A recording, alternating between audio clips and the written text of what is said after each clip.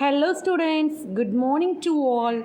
Today we will discuss the topic Unit 1, My Body. Students, in this topic we have learnt the definition and examples of external and internal organs. So once again we can recall this. What are external organs? The organs that are found outside of the body are called as external organs. What are internal organs? The organs that are found inside the body are called as internal organs, isn't it?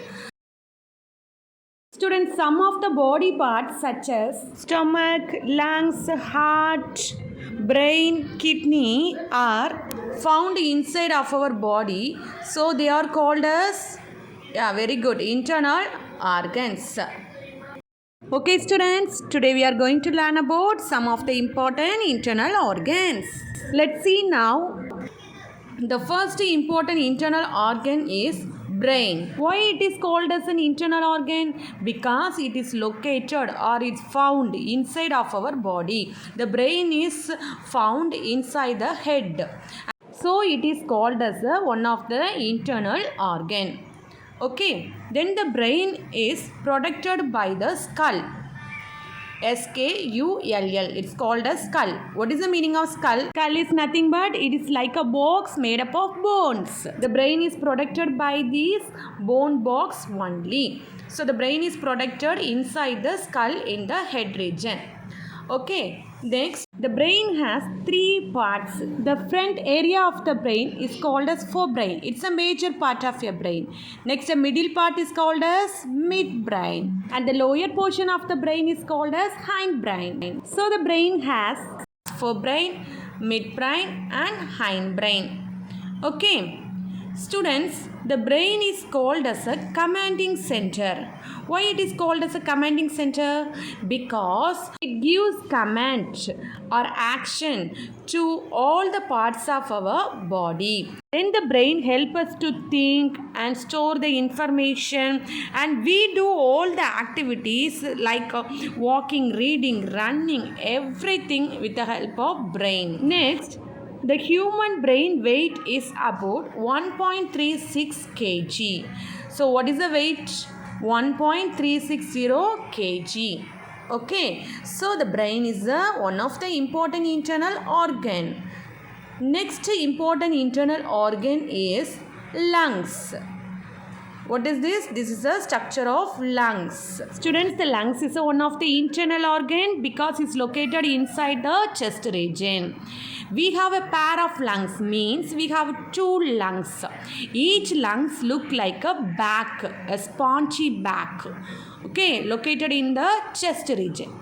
So what is the function of lungs? Lungs help us to breathe. It's a breathing organ. When we breathe in, we take oxygen from the air to the lungs.